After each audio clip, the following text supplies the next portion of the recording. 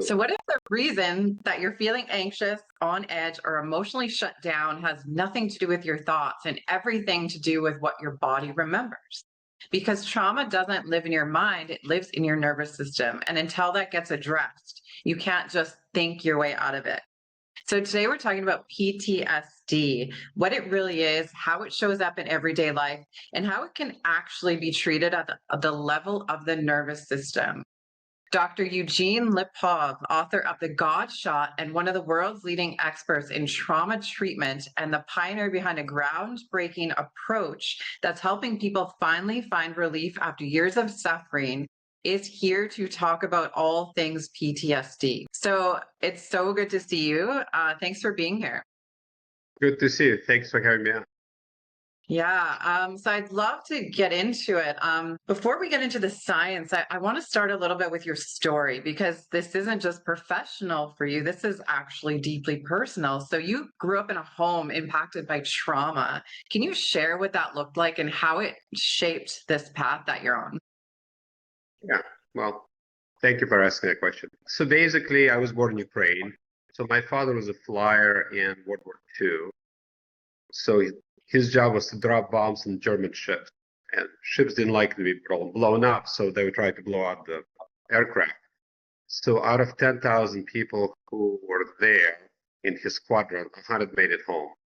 So he had pretty severe PTSD, and we'll talk about the name needs to be changed to PTSI, post-traumatic stress injury, but we'll talk about that. For now, we'll just use the term PTSD. Anyway, so he came back pretty severely mentally injured.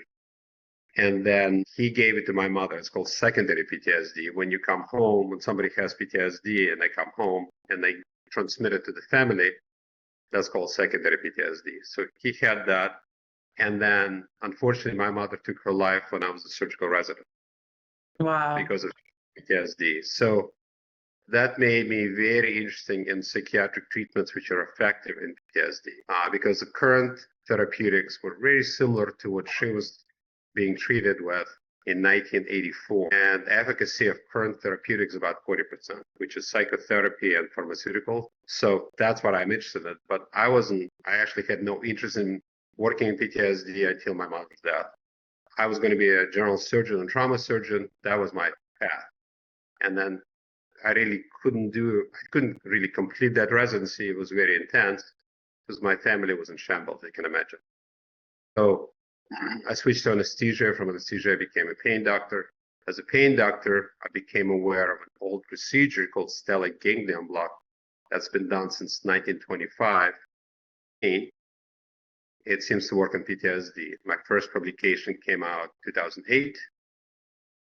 We're talking today. So it's been 20 years since I treated my first patient for PTSD using this procedure. Wow. I want to go back a little bit. You talk about secondary PTSD and that someone can bring that home to the family. Is it kind of like how you get a cold and you spread a cold? Is it the same type of concept? Concept the same, but the agency is different. So if you have a cold, you actually have a virus that gets transmitted somehow, right? So you can follow that path. There is no PTSD virus per se, but if you think about it, somebody comes home and you don't know what shape, typically it's a male, but not always male. A man comes back, they could be in a good mood or a bad mood. Occasionally when people are in a bad mood, they have a tendency of tossing the spouses against the wall, or they may not do anything physical, but stress and screaming at people and feeling always on edge makes your fight and flight system overactive. Once it gets overactive, you can get PTSD from, let's say, battle or an attack, or you can do it drip by drip. So very commonly when I treat, especially women, they say, I've never been attacked. I've never been in the military. How could I possibly have PTSD? How was your childhood? I was always scared because, my dad was always this and that. And then I was bullied. And then I got married to somebody who was really not nice. That can also lead to PTSD. The brain doesn't know the difference. As long as you keep either severe, intense stress or trauma or continuous stress like bullying, that can lead to PTSD. And if you think about it, there have been a number of case reports of people being bullied and they commit suicide. So it's not like they're not fighting for their lives, but they feel highly uncomfortable. The brain doesn't know the difference. Yeah, the body sure keeps the score. Can you just simply explain what PTSD is? Yeah, sure. So when trauma happens, we're just going to simplify it. Let's talk about trauma. Two things happen. So let's say you step in front of the bus and the bus almost hits you and you step back. The first thing that happens, you start to hyperventilate, you look around so you don't get hit by the bus. You may have difficulty sleeping that night, but then everything comes down, assuming you didn't get hit by the bus. During that, what happens biologically is norepinephrine, which is the main transmitter for PTSD or stress, goes up. And then, but when everything comes down, goes down, everybody's happy. But let's say you're on a patrol and half your squad gets killed. That's a markedly different level of trauma or activation of fight and flight system. So two things happen. Norepinephrine goes up, so people can't sleep and I have similar symptoms. But number two, something called NGF, nerve growth factor, neurotropin, is produced in the brain. Here, it gets transmitted to the neck, which is a stellate ganglion, which is a nexus between fight and flight nerves in the chest and the brain. Once it hits that ganglion, it produces new nerve fibers. So you're talking about, let's say, usually there are 4 sympathetic nerves in the brain, just an example. And then once this happens, NGF goes up, extra nerves grow. So each one of those nerves produces more norepinephrine, so people have symptoms of PTSD. That's what persists. That can persist for 50, 60, 100 years. It could persist for a very, very long time. So that's the main problem. So when people takes away those extra nerves from 8 back down to 4. So that's kind of biological explanation. It's, the great thing about what we do is all trauma to me is the same. If people have symptoms, like they can't sleep, they have hypervigilance, they're depressed, that's all we treat. It doesn't really matter. When people try to explain the trauma to me, I tell them it doesn't really matter. I do the same thing for everybody. Well, because the problem with PTSD is stigmatizing. So the person who came up with that term was Dr. Frank Agbert, very famous psychiatrist. He came up with the term Stockholm Syndrome. So he believed, and still believes, he's 87 now, that PTSD term is stigmatizing. So if you think about disorder, post-traumatic stress disorder, disorder is what's wrong with you. Injury is what happened to you. When people say PTSD is an invisible wound, right? Probably heard that before. I was at a big fundraiser last year. Turns out people are still using that term. So it really makes me crazy when people use that. Because in the 1980s, there was an invisible wound. In 2026, we have advanced scanner, CAT scanner, MR scanner, MAG scanners. You can actually see PTSD or PTSI on a scanner. So I just did a TEDx actually in Mexico 2 months ago, and then I showed the pictures. Like, amygdala is what controls PTSD. It's an almond-shaped part of the brain. So I showed them pictures like, big blue blob, meaning amygdala is working a lot. If you can reduce it to a small blue blob, then you can see there better. So the point is, the current reality is we know what it looks like. We know PTSD is real. We know it's biological. So when I talk about that, that's the difference. So I did a study on the survey, in 2023, that we asked 3,000 patients, if the name was changed, PTSD to PTSI, what would be the impact? One, people said there will be a significant improvement in hope. They will hope there will be actual solution because it's real. Right. Right? They're going to go see somebody for treatment. Right? And then 3, the stigma will get better. Stigma kills, right? When people are stigmatized, they don't want to be called, oh my God, I have PTSD, I have a lifetime disorder. I don't want anything to do with that term. And that's the people that hide it and take their lives. And consider my mother, I'm very passionate about suicide prevention. Yeah, it's such an important conversation. So, why doesn't trauma essentially fade with time? Why does it stay with us? Well, the people who it fades with time don't get to see somebody like me. People who don't, who doesn't fade, and we're still here. So the reason is, well, I'm going to give you a real world example of what it looks like.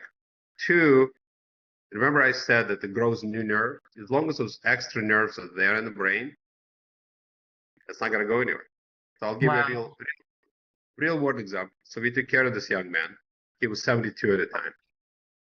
He was 18 when he was in Vietnam. So he got injured in Vietnam, severe PTSD for 50 years, 5 hours. So he's been in the detox facility. He's been addicted, and his family really had a lot of issues with him because he was really not a nice man. So we did the injection that I do, which works in about 15, 20 minutes. He felt significantly better about 30 minutes later. I was on, if you want to see it, it's on our YouTube. So 3 years later, he basically gave a speech at our non-for-profit that, how much changed his life. And then the place where I almost started crying, actually, both of his sons came by and they goes, thank you very much for giving us father back. Again, the point is what we actually did. It's nothing magical about it. This is just pure science. It takes away the extra nerve. So instead of 8 that don't belong there, now you got up to 4 that's supposed to be there. That's why something that lasts for a long time can go away because you can actually address it. So, a lot of people think that PTSD, again, with the stigma, is that PTSD only applies to extreme situations. Can you talk a little bit about that? Well, they're wrong. The bottom line is Yeah. they're wrong. And if you look at, for example, suicide rate, let's follow that. So I treat children. I go as young as 8 years old. So if you look at the preteen suicide rate right now in the United States, you're talking about 9 to 12 years old. I believe it's the second most common cause of death, which is like mind blowing to me. So the point is, did they have were they in battle? Clearly not. Hopefully there is no sexual abuse, but I don't know. But the pointless, like for example, bullying in schools, those kind of things. It's a slow drip. It doesn't have to be a big faucet getting you wet with trauma. It could be a slow drip, but if it's continuous and there's no safety, there's no rest, and combine that with digital devices, our smartphones, what that leads to is sleep dysfunction. You cannot sleep because uh, you're watching a screen. So you go to sleep at 1 to 2, and then you get up at 7, and you're never quite right. Problem is that increases inflammation in the body. That affects the brain, and it leads to depression and suicidal thinking and all of that. So to give you a direct answer is you don't need a massive trauma. People always assume massive trauma. And actually, I can tell you where that came from. If you look at the definition of PTSD in DSM-3, which was a PTSD manual where it originally appeared in 1980, in order to qualify for PTSD, you need to have trauma outside normal human experience. My psychiatry colleagues were not doing anybody any favors by putting that as a diagnostic criteria. So my point is the doctors actually started the whole thing and people absorbed it, of course. Why would they? Right.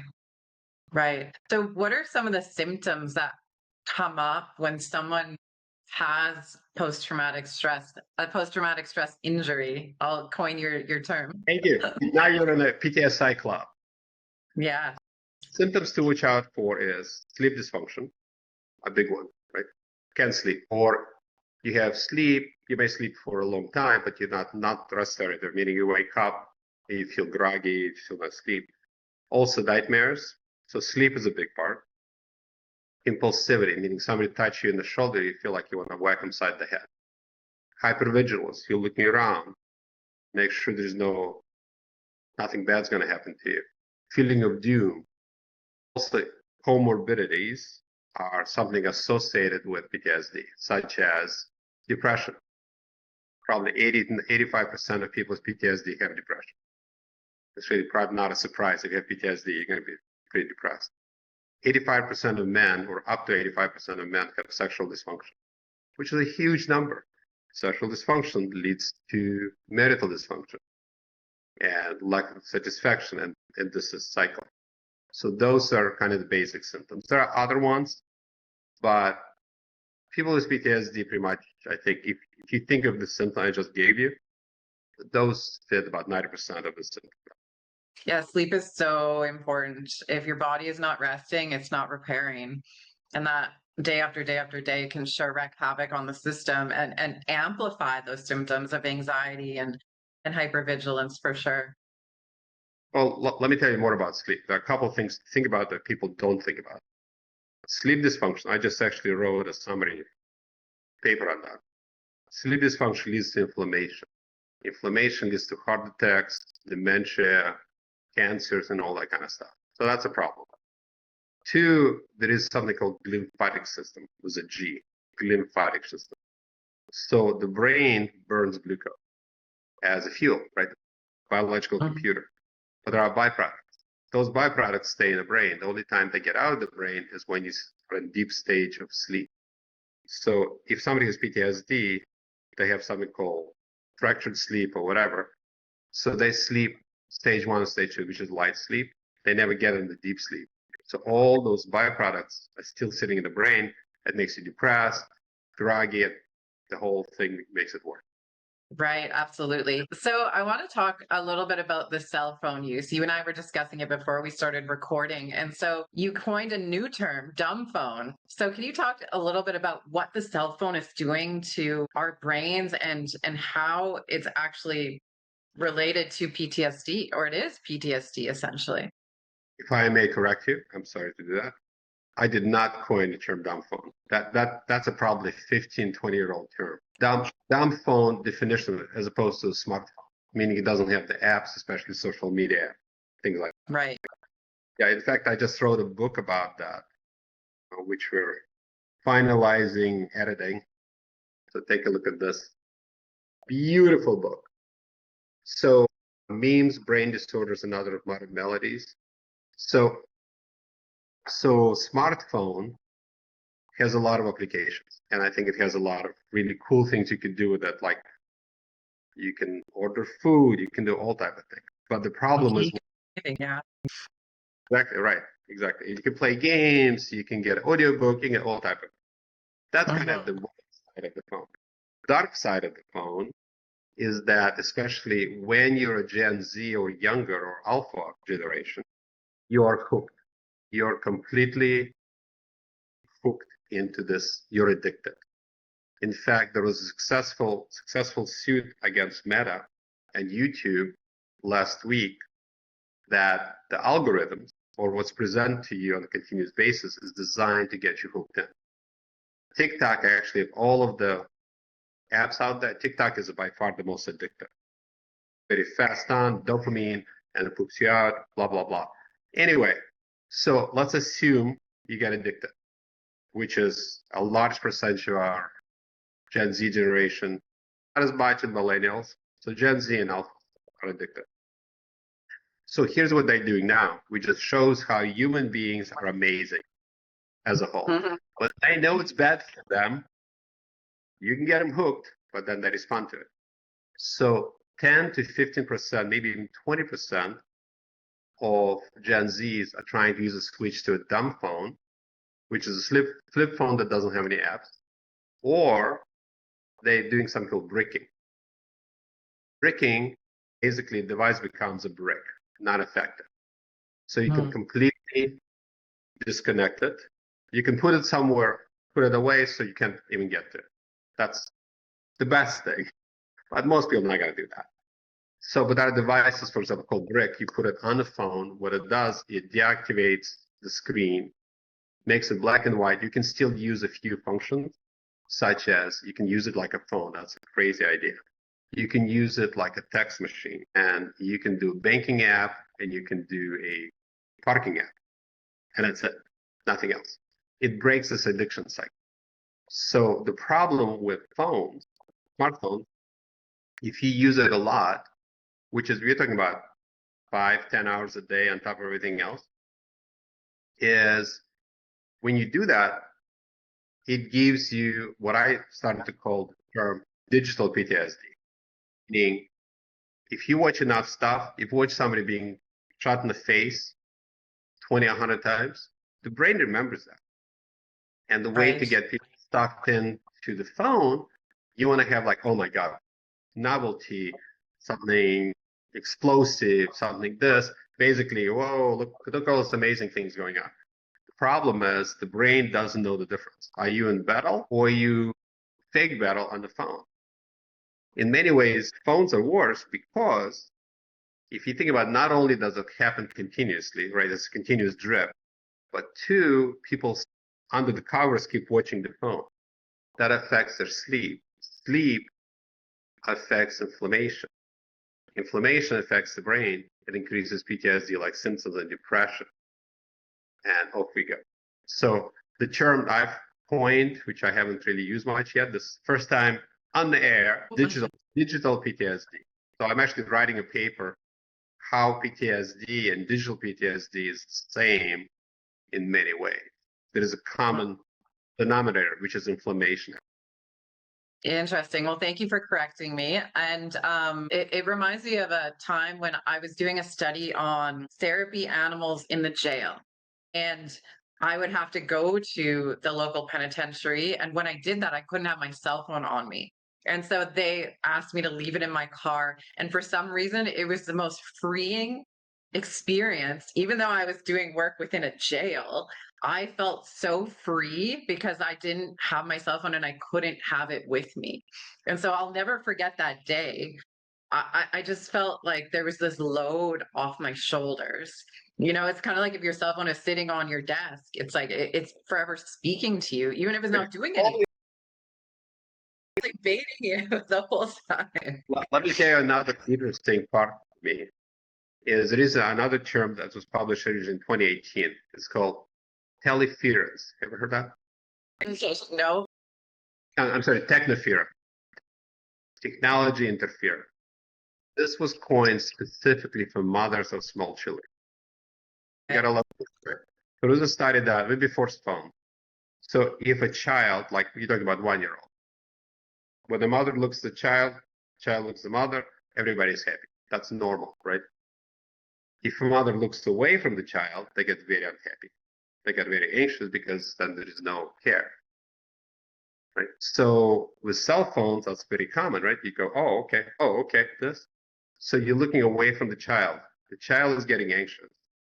So what we're finding is mothers of small children are getting depressed because the oxytocin that binds them is being ruptured and the children are being anxious. Cell phones have an effect even at that stage. We're talking about very little children. We're talking about 1 to 2 years old. So we can have a generation of very anxious children just from that. Of course, mothers trying to do the same thing. They're trying to put it away, or by breaking apps and things like that to make phone into a brick. Right. So a lot of people try to, do mindset work in order to feel better. Why can that work fall short if the nervous system is still dysregulated? So, well, let me give you a real world example, if I may, and then you'll kind of get a feel for that. So we took care of, I am a chief medical officer for an international company called Stellate Mental Health. So we have office in Australia. So one of the people we treated was a young man, about 45 years old, who was a policeman.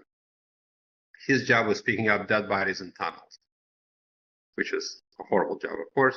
Anyway, he was anxious, severe PTSD. He got divorced from his wife. He was depressed. He was suicidal, all of that. His psychiatrist was also his psychotherapist.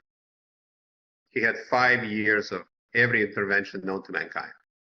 Nothing happened. He was still on the verge of suicide. So he had the stellate ganglion block, which is the stuff I do or what I came up with. 2 weeks later, he was a changed man. He was markedly better. He was able to communicate with a psychologist. He was able to sleep, and he was no longer suicidal. That kind of goes to your question. Why could not they break that cycle of horror can't, is because, again, you cannot snap out of PTSD if you have extra nerves. If those nerves are pumping out norepinephrine, you're going to be anxious. It doesn't matter what kind of work you do, what kind of breathing work you do, what kind of psychotherapy you do. If it works, great. But if it doesn't work, that's why it happens, because you're stuck. Your nervous system, not only is it stuck, there's literally extra nerves which are making you miserable. And that needs, until those extra nerves go away, it's not going anywhere. So you pioneered the use of this, is it stellate ganglion block for PTSD? Yay, I did it. Right. So how did you discover that? How did that discovery happen? Yeah, so it was pretty interesting. So I had, again, no interest in psychiatry. In fact, I was very much anti-psychiatry then, because of my mother saw her psychiatrist the day before she took her life, which is a horrible day. Anyway, so I was taking care of patients. I'm a pain physician. So I've been doing, first time I did stellate ganglion block, or SGB toolkit, was 1987. So I had a patient, I had severe neck pain, which I took care of, but then she also had hot flashes. And then I don't do hot flashes. So I'm not a gynecologist or a primary care doctor. I sent her to my brother, who's a very smart primary care doctor, not primary care, internal medicine. He takes care of all type of patients. Anyway, so he tried the usual therapeutics and nothing worked with this patient. So he sent her back to me, and he said, use the stellate ganglion block for hand sweating. Why don't you do the injection for the whole body sweats, hot flashes? I go, that's not going to work. He said, how do you know? I said, I don't know, but okay. Anyway, I do the procedure and took it away. Worked great.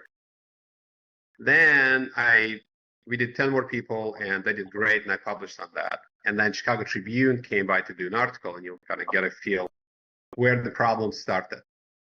So I knew I was in trouble. This is Chicago Tribune, our biggest paper in Chicago. Basically said, Bianca Kennedy, this beautiful breast cancer survivor, let Dr. Lipov plunge a strange needle to her neck, which is not strange needle, but whatever. That's how they said it.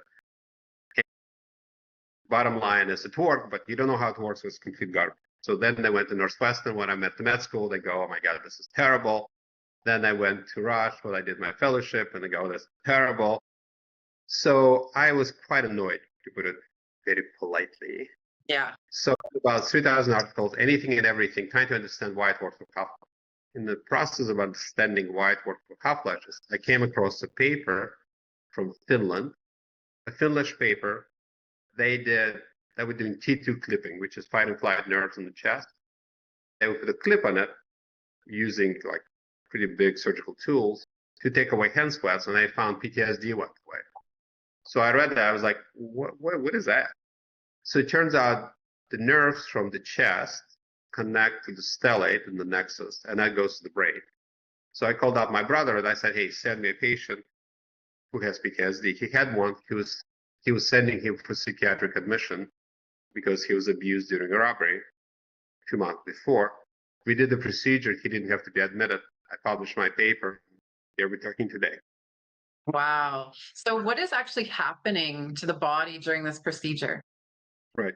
So if you remember, PTSD, and I'm going to keep using it term for simplicity, PTSD, extra nerves have grown, right, in the brain. Remember, instead of 4, now you got 8. So when I put local anesthetic, the same thing as going to a dentist, we're just numbing up the nerves in the neck. So when we do that, 2 things happen. One, norepinephrine, rather of adrenaline, drops like a stone. So 5-10 minutes later, people feel so much better. They can breathe, they feel relaxed. But second things happen. The NGF, nerve growth factor, that is used to maintain those extra nerves, when we talk to NGF, goes away. And now the nerves, so when the NGF goes up, that's called sprouting, right? Extra nerves grow like that, like leaves.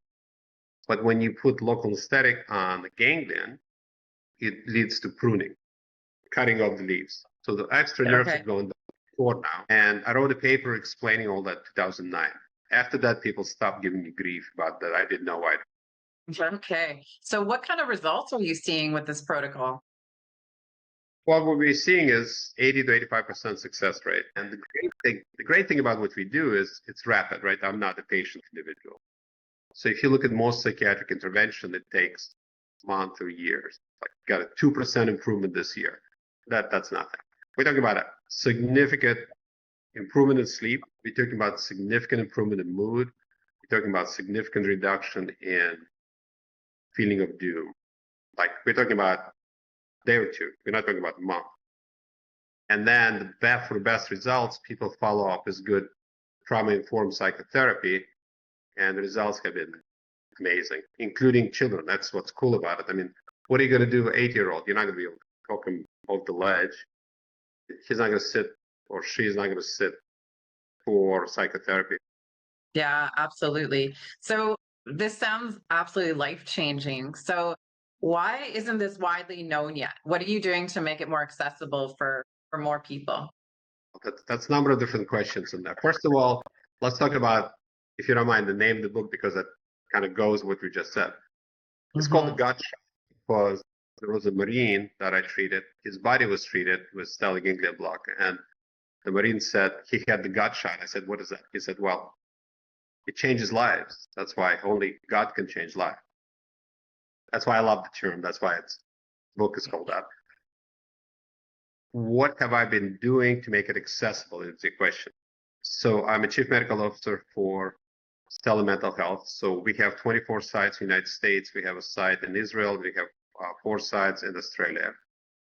Doing podcasts such as this. There's also a big study being done. An amazing couple gave us enough money for us to do a real big study in NYU, which is a huge university. They've been doing it for 3 years. Hopefully it'll be out shortly. And I think once that comes out, that's like a real study. We did the brain scans before. We did the brain scans later. So one little study was done like that in Long Beach, California, but nobody took it seriously because the number is so small. Yeah. Well, I think just like anything in life, it's timing, right? And now is the time. Now's the time to get it out there. And more people are talking about mental health these days. And it's becoming less of a taboo to have a conversation about our mental health. No, I agree. Because the other thing is, I think people are sick and tired of bad results. I mean, you're looking at success rates of 40%, current therapeutics. It's Dr. Hogue, Hoge, published a paper on that in 2011.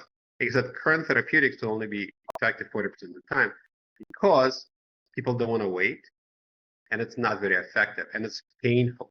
The stuff I do, I mean, it's like having a tooth injection, big deal. But my point is, emotionally, it's not painful. When people come in to see me, they want to tell me about the trauma. I tell them, I don't want to hear about your trauma because it's traumatizing you further. Why are you doing that? No need. Let me just fix you. I don't care. If somebody has a broken leg, do you care if it was because they jumped out of the building or they got hit by a hammer? You just need to fix the leg. I just want to fix the brain. That's all I'm trying to do. Yeah. Yeah, that's powerful to not have to dig into those stories. That's why psychotherapy takes so long, because it's essentially working through that. But when you bring that back up, it's like you're living it again. And that's really difficult for people. And most people don't want to face that again. And so it's terrifying. Oh, it can actually make it worse. It can make PTSD worse. I can see that for sure. So tell us more about the God shot. The book or the injection? The book. I'm sorry, The book. confused. It was written beautifully by Lauren Anpieldi. She is an amazing writer. If you look at the bottom there. So basically, what the book, the reason we wanted to write the book is I wanted to write kind of the first chapter talks about my trauma and how I got into it. But ultimately, it's a book of hope, meaning it's possible to get better. Nobody kills themselves if there is hope. So I'm very big into hope. So there are specific things to do. This book also summarizes, it shows various real world examples, like, for example, primary and secondary PTSD, or, the spouses getting it from their primary PTSD person. Just a mere concept that it's possible to do, I think, opens people's eyes. I also think psychedelics, the good ones and the bad ones. So what I've tried to do, I've been in this field, as I said, for 20 years now. So I have a very different perspective on psychiatry and psychology, which hopefully is refreshing. It's certainly science-based. There are references in it. It's really a sciencey book. It's not a science book. So Lauren has an amazing ability to get the stories out of you, which did a great job, but also take relatively sophisticated science and make it understandable. So it's actionable. It's actionable, and I think it's a great fast read. It's not very long. It's not 500 pages. I think it's 250 pages. And I think it's life-saving. The predecessor of this book saved a bunch of people from suicides. I'm hoping this will do a lot more. It's also, I think, a better written book. Frankly, I knew a lot more when I wrote this book as opposed to my previous one. Amazing. And we'll have that linked in the show notes for everyone so they can have access to that. I just think the work that you're doing is so amazing and is so needed right now. It must be so gratifying to be doing what you're doing. For someone who's listening right now who feels like they want more information or they're going through something really, they're struggling with something like PTSD, what? Well, there are a couple of things I would suggest. Number one, if you want to be evaluated to be treated, if you go to stellamentalhealth.com, you can find a provider near you. Know there is help out there.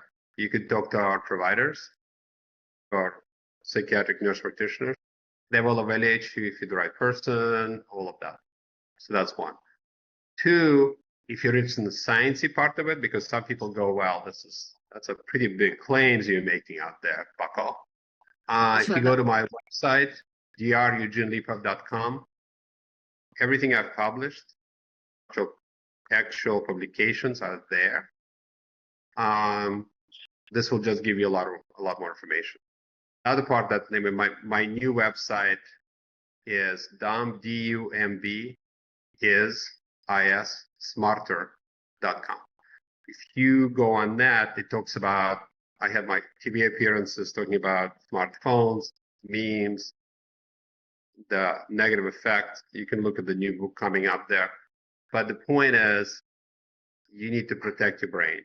You only have one of those things, and just a very broad summary I would give to people is put away the phones. Definitely no phones in the bedroom for any reason, right? You shouldn't have it there at all, in my opinion. So no screen time at all, no screens whatsoever, 2 hours before you go to sleep. Children or adults, whatever, just set a specific time. You can have your phone full function for, let's say, an hour a day. The news every moment, you don't need to know what's the latest and the greatest and everything, because they're going to try to suck you in. That is their function, suck you in, but you don't have to get sucked in. You have control of that. Also, get out in nature. Nature is very healing for mental health disorders. Exercise. When somebody is depressed, the muscles get weak. Weak muscles produce inflammation. They produce more depression. So it's a cycle. So exercise. Also, I would not use energy drinks. There's a whole section in my book about that. Because if you're wrapped up all the time, you don't sleep. You don't sleep, it's bad. And if you're wrapped up all the time, it also causes PTSD. So all of that is combined. People know what to do. They need to eat non-processed food, all the boring stuff nobody wants to talk about. Get a good night's sleep. If you can afford it, get an Oura ring or some kind of biomonitor like this.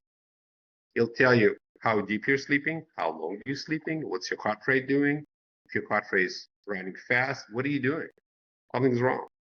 Yeah, it comes down to those foundational things, right? It's the eating and resting and exercise. Unfortunately, most people these days want that quick fix. And I know your God shot sounds like this quick fix, and that's beautiful.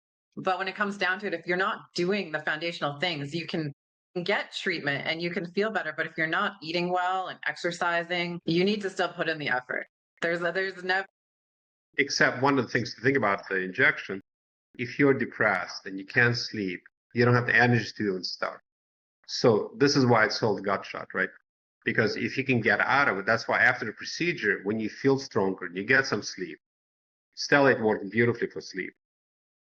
This is the time to take advantage of it. Be prepared to change your life. If you don't want to get better, then don't bother. If you do want to get better, This gives you a kick in the ass so you can move out of the space where you shouldn't be, but then take advantage of that. Point is, start exercising, go in nature, put the phone away, I mean, as much as you can, but definitely get some sleep. If you don't get sleep, you're going to be miserable, and cuts down your lifespan. Absolutely. So before we go today, what gives you the most hope right now in the future of trauma treatment? Well, the good news is people are waking up that there are other options exist. So it's called interventional psychiatry. Interventional psychiatry has a lot of problems. It's not pills, right? You're looking, and also we're looking at things that work rapidly. Stellate is one of them. It's not the only thing out there. Ketamine, intravenous ketamine, I think is the best. So you can do intranasal ketamine. It has been shown to be very effective for depression. Not as great for PTSD, but it works well for depression. There's also called something TMS, which is transmagnetic stimulation, which is electrical wave change the mind. It takes some time, but again, it's no pills.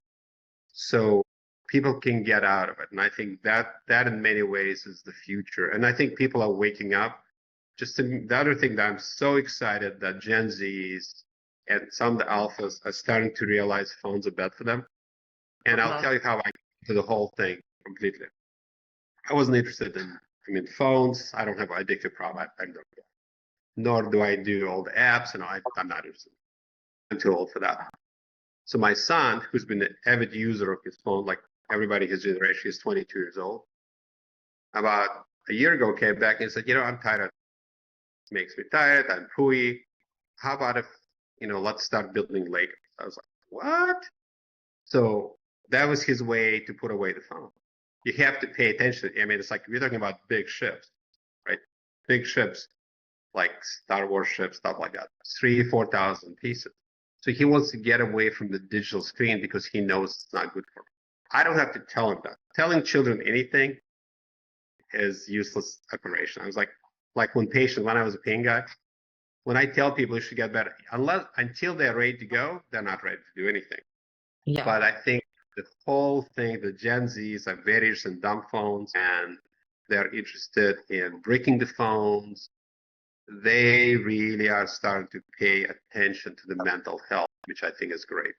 That gives me a lot of hope for the next generation.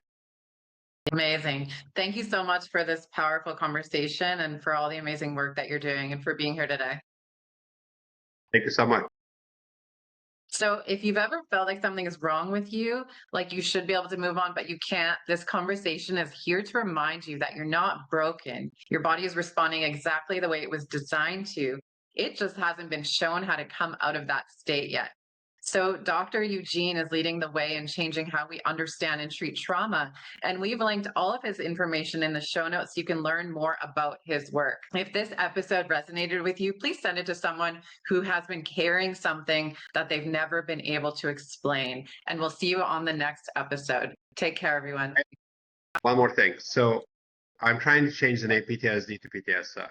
With the 3,000 people that I did a survey on was not enough. So I'm trying to do 100,000. The reason I did a TEDx was talk about the name change. If people go to it's PTSI.com, I would like them to fill out the form survey, because if I can get enough people, I can actually change the name. Amazing. So we'll make sure to link that in the show notes as well. Thank you again for today. It was such an amazing conversation. Thank you. Thanks for having me on.